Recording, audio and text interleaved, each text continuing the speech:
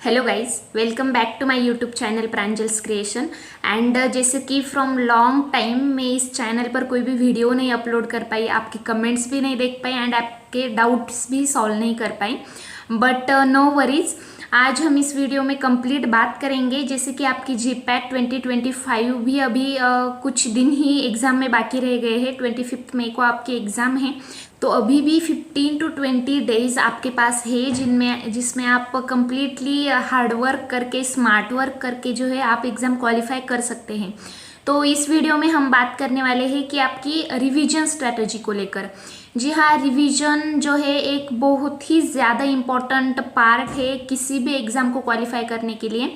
तो इस complete video में हम बात करेंगे कि रिवीजन कहाँ से करें, क्या पढ़े, कितनी बार रिवाइज करें चीज़ें, कितना टाइम दे रिवीजन को। सो ये सारी रिवीजन रिलेटेड चीज़ें आज हम इस वीडियो में डिस्कस करेंगे। तो स्टार्ट टू लेकर एंड तक इस वीडियो को ज़रूर देखिएगा। तो चलिए अब हम आ जाते हैं हमारे रिवीजन वाले टॉपिक पर कि आपकी 15 डेज की रिवीजन स्ट्रैटेजी क्या होनी चाहिए जिससे कि आप एग्ज़ाम जो है वो इजीली क्वालिफाई कर पाए। सिर्फ क्वालिफाई ही नहीं बल्कि एक बहुत ही अच्छी रैंक आप जीपैट में ला पाए। तो देखिए, पहली चीज़ तो हमें ये पता होना चाहिए कि रिवीजन क्यों इम्पोर्टेंट है। तो देखिए, जैसे कि आपको पता होगा कि जीपैट एग्ज़ाम में नेगेटिव मार्किंग होती है एंड जब भी किसी एग्ज़ाम में नेगेटिव मार्किंग होती है उस टाइम ज़्यादा से ज़्यादा क्वेश्चन हमें कॉन्फिडेंटली पता होनी चाहिए। हमें 100% उनका आंसर यही है, ये चीज़ें हमें पता होनी चाहिए, तभी हम कॉन्फिडेंटली पेपर सॉल्व कर पाते हैं एंड तभी हमारे अच्छे मार्क्स जो है वो एग्ज़ाम में आते हैं। तो कॉन्फिडेंटली हम आंसर कैसे कर सकते हैं? अगर हमने चीज़ें अच्छे से रिवाइज की हैं, सारी चीज़ें हमें परफेक्टली पता है, तब भी हम एक accurate, most accurate and confirm answer जो है वो टिक कर सकते हैं। एंड मोस्ट एक्यूरेट आंसर आप तभी सिलेक्ट कर पाओगे जब आपने रिवीजन अच्छे से की है, सारी चीज़ें अच्छे से रिवाइज की है। अगर आपने बहुत ही ज़्यादा चीज़ें पढ़ी है, 4 साल में आपने बहुत ही रेफरेंस बुक पढ़ी है, बड़ी बड़ी किताबें पढ़ी हैं, पर आपने उन्हें अगर रिवाइज नहीं किया है तो आप एक्यूरेट आंसर एग्ज़ाम में टिक नहीं कर पाओगे। एंड अगर आप सही आंसर टिक नहीं करते हो तो आपके मार्क्स जो है वो नेगेटिव हो जाते हैं, तो आपको एग्ज़ाम क्वालिफाई करने में बहुत ही ज़्यादा बड़ी मुश्किल आ सकती है। तो इसलिए रिवीजन जो है वो बहुत ज़्यादा इम्पॉर्टेंट है।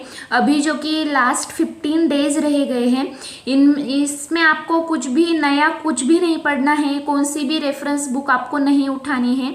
आपने जो भी आपके नोट्स बनाए हैं या फिर कोई भी एक बुक आपने सिलेक्ट किया है कि इससे आपने पढ़ा है सारा कुछ, तो वही नोट्स एंड वही बुक आपको जो है वो रिवाइज करनी है।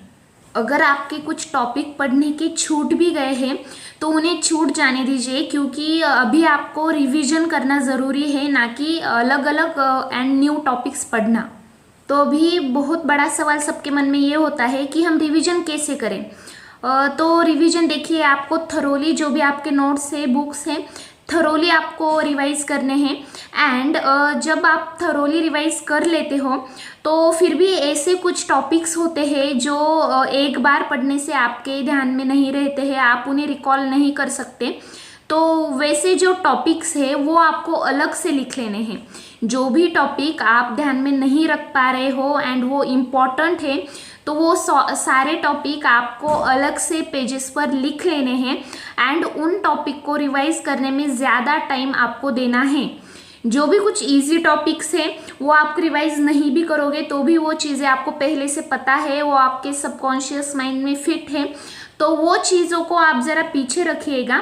एंड जो चीज़ें आप ध्यान में नहीं रख पाते हो उन चीज़ों को अलग से लिख लेकर उन्हें ही बार बार रिवाइज आपको करना है। जैसे कि इमल्शन टॉपिक में जो है आपके सरफेक्टेंट आपको पता है, आइडेंटिफिकेशन टेस्ट आपको पता है, स्टेबिलिटी प्रॉब्लम्स आपको पता है, ये सारी चीज़ें आपको पता है। लेकिन जो नैनो इमल्शन का पार्टिकल साइज क्या है, मैक्रो इमल्शन का पार्टिकल साइज क्या है एंड माइक्रो इमल्शन का पार्टिकल साइज क्या है, ये तीनों चीज़ें हम भूल जाते हैं। एंड हम जब भी इमल्शन को रिवाइज करने के लिए लेते हैं तो हम फिर से यही सारी चीज़ें रिवाइज करते हैं, जैसे कि आइडेंटिफिकेशन, टेस्ट, स्टेबिलिटी प्रॉब्लम्स, जो कि हमें पहले से ही पता है एंड बहुत अच्छे से पता है। लेकिन ये जो चीज़ें हैं, particle size of nano emulsion, macro emulsion, micro emulsion, ये चीज़ें अगर हमारे ध्यान में नहीं रहती हैं तो ये चीज़ें हमें अलग से एक पेज पर लिख लेनी है एंड उन्हीं चीज़ों को हमें बार बार दोहराना है। जैसे कि जूरिस्प्रूडेंस में भी शेड्यूल तो आपको हर बार पता ही होते हैं, शेड्यूल आपके परफेक्ट है, लेकिन फॉर्म्स जो है वो आपके परफेक्ट नहीं होंगे। तो फॉर्म को भी अलग से लिख लेना है एंड फॉर्म को रिवाइज करने में ज़्यादा टाइम देना है, ना कि शेड्यूल को रिवाइज करने में, क्योंकि शेड्यूल्स तो आपको पता ही होने चाहिए। जैसे कि फार्माकोलॉजी के क्लासिफिकेशन जो है वो आपने अच्छे से किए होंगे, लेकिन जैसे कि कुछ एग्जांपल्स है लाइक 5-HT2 एंटागोनिस्ट जो है वो उसके एग्जांपल है कीटानसेरिन, रिटानसेरिन। तो आपने ये ध्यान में रखा होगा कि सेरिन टाइप के कीटानसेरिन, रिटानसेरिन जो है वो 5-HT2 एंटागोनिस्ट है, बट उसी के नीचे क्लोजापाइन एंड रेस्पेरिडोन भी 5-HT2 एंटागोनिस्ट है। ये चीज़ें जो है वो आप भूल जाते हो एंड यही सिली मिस्टेक जो है आप एग्जाम में कर देते हो। तो ऐसी ही बहुत ही बारीकाई से आपको रिवीजन करनी होगी एंड ये जो चीज़ें अलग है ज़रा बाकी कैटेगरी के बाकी ड्रग्स से, जो ड्रग्स अलग है उन्हें अलग से लिख लेना है एंड उन्हें बार बार दोहराना है। तो कोलॉजी से ऐसे ही कुछ घुमाने वाले क्वेश्चंस आते हैं लाइक जैसे कि अल्फा एड्रेनर्जिक ब्लॉकर जो है वो है प्राजोसिन, टेराजोसिन। तो आपको ये तो पता है प्राजोसिन, टेराजोसिन, टैमसुलोसिन, लेकिन जो फेंटोलामाइन है वो भी उसी कैटेगरी में है, उसे आप भूल जाते हो क्योंकि उसके लास्ट की जो कुछ वर्ड्स है वो सिमिलर नहीं है। तो यहीं पर आपको जो फंसाया जाता है एग्ज़ाम में, तो ये चीज़ें आपको परफेक्ट कर लेनी है। तो ये सिर्फ रिवीजन करके ही परफेक्ट होगा। तो अभी लास्ट के इन 15 डेज में आपको यही काम करना है। जो भी चीज़ें आपको डिफ़िकल्ट लगती है, जो आपके ध्यान में नहीं रहती आज तक, वो चीज़ें आप रिकॉल नहीं कर पाए, तो ऐसी चीज़ें अलग से लिख लेकर वही आपका स्ट्रॉन्ग पॉइंट आपको बनाना है।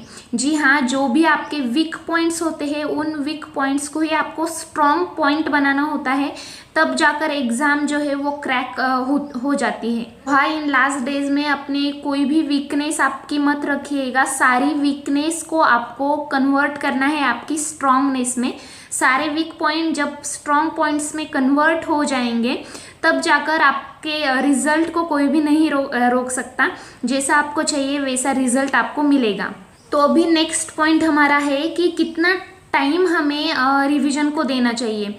तो देखिए, रिवीजन के लिए हमें बहुत ही ज़्यादा टाइम देना है। अभी 10 से 12 घंटे आपको पढ़ना है, पूरा दिन भी पढ़ना है, रात को सुबह जल्दी उठकर सारे टाइम आपको रिवीजन करना है, क्योंकि ये लास्ट के 15 डेज है। अभी आप जो भी चीज़ें रिवाइज करेंगे वो सीधा आपको एग्ज़ाम में सारी चीज़ें याद आएंगी एंड यही टाइम है हार्ड वर्क करने का, जबकि आप अच्छे से हार्ड वर्क करके एग्ज़ाम दे सकते हो। क्योंकि एग्ज़ाम ख़त्म होने के बाद कोई आपसे नहीं कहेगा कि अब पढ़ो। तो अभी टाइम है 10 से 12 घंटे आपको देने हैं, पूरा दिन आपको देना है। कोई भी बाकी एक्टिविटीज़ में, अदर एक्टिविटीज़ में अभी आपको इन्वॉल्व नहीं होना है, पूरा फोकस आपको स्टडी पर ही करना है। तो अभी नेक्स्ट पॉइंट ये है कि बहुत सारे लोग कहते हैं कि रिवाइज करने से बहुत बोर हो जाता है, तो इतना टाइम कैसे रिवीजन को दे, वही चीज़ें पढ़ने से बोर हो जाता है। तो हाँ, देखिए, बोर तो हर किसी को होता है एक ही चीज़ बार बार रिवाइज करने में। अलग टॉपिक पढ़े तो ज़रा कुछ अलग बात है, लेकिन वही चीज़ें रिवाइज करने में बोर हर किसी को होता है। तो अगर आप पढ़कर बोर हो जाते हो तो आपको एक टॉपिक लेना है एंड उस टॉपिक का आपको यूट्यूब पर वीडियो देखना है। किसी भी अच्छी कोचिंग का आप कोई वीडियो देख लो, तो वो टॉपिक जो है वो उस वीडियो से कवर हो जाएगा एंड आपका टाइम भी वेस्ट नहीं होगा एंड आप जो बोर हो गए हो तो आपको ज़रा फ्रेशनेस भी फील होगा। एंड दूसरी एक चीज़ है वो भी आप कर सकते हो कि आप मॉक टेस्ट सॉल्व कर सकते हो। जब भी पढ़कर आप बोर हो रहे हो तो आप मॉक टेस्ट दो, मॉक टेस्ट दोगे तो उससे भी चीज़ें रिवाइज होंगी। एंड जब आप मॉक टेस्ट देने के बाद उसका एनालिसिस करेंगे तो एनालिसिस करने के वक्त भी आप चीज़ों को रिवाइज कर सकते हो, या फिर जो भी 4 ऑप्शंस है उन ऑप्शंस के बारे में ज़्यादा जानकारी निकाल सकते हो। एंड वहीं से भी आपकी चीज़ें रिवाइज हो जाएंगी, क्योंकि उन ऑप्शंस के बारे में जो भी चीज़ें होंगी वो आपके नोट्स में ही होंगी, तो वो भी एक रिवीजन का ही पार्ट होगा। तो मॉक टेस्ट सॉल्व करना, MCQ सॉल्व करना एंड यूट्यूब पर वीडियोस देखना, वो भी आपका रिवीजन का ही पार्ट होंगे। तो अगला सवाल ये आता है कि कितनी टाइम हमें रिवीजन देनी है, कितनी बार हमें रिवाइज करना है। तो देखिए, रिवीजन के लिए कोई भी लिमिट नहीं होता, जितनी ज़्यादा बार आप रिवाइज करो उतना अच्छा ही होगा। तो अगर आपने रिवाइज किया है एंड आप अभी स्टॉप हो गए हो कि मैंने सब पढ़ लिया है, तो नहीं, 1-2 रिवीजन से काम नहीं चलेगा, 3-4 रिवीजन आपको देनी होगी, बहुत ज़्यादा रिवाइज करना होगा। जब तक कि सारी चीज़ें आपको रिकॉल नहीं हो जाती तब तक आप रिवाइज करिएगा। रिवाइज करने से जो है वो बहुत ही ज़्यादा आपको बेनिफिट मिलेगा एंड ज़रूर मिलेगा। तो रिवीजन पर ज़रा ज़्यादा फोकस कीजिएगा। तो हाँ, अभी एक और पॉइंट पर मैं डिस्कस करना चाहूँगी कि आप जो है अगर आपको परफेक्टली चीज़ें रिकॉल करनी है, अच्छे से रिवीजन करनी है, तो आप लिख कर भी रिवीजन कर सकते हो। जी हाँ, आप रनिंग नोट्स में आप लिखते जाइए, जो भी टॉपिक पढ़ोगे वो आप लिख कर देखिए कि आप उसे रिकॉल कर पा रहे हैं। तो लिखने से जो है वो बहुत ही ज़्यादा फ़ायदा मिलेगा। अगर आपके हाथ से कोई चीज़ें आप लिखते हो तो वो चीज़ें ज़्यादा ध्यान में रहेगी एंड लिखने से आपको बेनिफिट तो ज़रूर ही होगा। तो कोलॉजी की क्लासिफिकेशन जो है मेजरली आप लिख कर याद करो, लिखने से हर सब्जेक्ट में आपको बहुत ही ज़्यादा फ़ायदा होगा। तो इस तरह से अगर पढ़कर, लिख कर एंड देन यूट्यूब से चीज़ें सुनकर, वो चीज़ें भी जब आपके कान पर पड़ेगी तो सारी चीज़ें सारी जगह से आप, सारे टाइप से आप रिवाइज करते हो तो 100% आप ये एग्ज़ाम बहुत ही अच्छे से क्वालिफाई करोगे एंड रैंक भी बहुत अच्छी आएगी। तो हाँ, यही सारी बातें थी रिवीजन के रिगार्डिंग। तो जो भी इम्पोर्टेंट पॉइंट्स है जो कि बार बार एग्ज़ाम में पूछे गए हैं, उन्हें तो बिल्कुल भी मिस मत कीजिएगा। वो टॉपिक तो 100% अच्छे से कर ही जाइएगा। So thank you so much for watching this video. And आपको अगर कुछ भी डिफ़िकल्टी है तो ज़रूर कमेंट कीजिएगा, कमेंट बॉक्स को कम्प्लीटली फिलअप कर दीजिएगा, क्योंकि सिर्फ 15 डेज रह गए हैं एग्ज़ाम में। आपके हर कमेंट का मैं आंसर करूँगी। So thank you so much.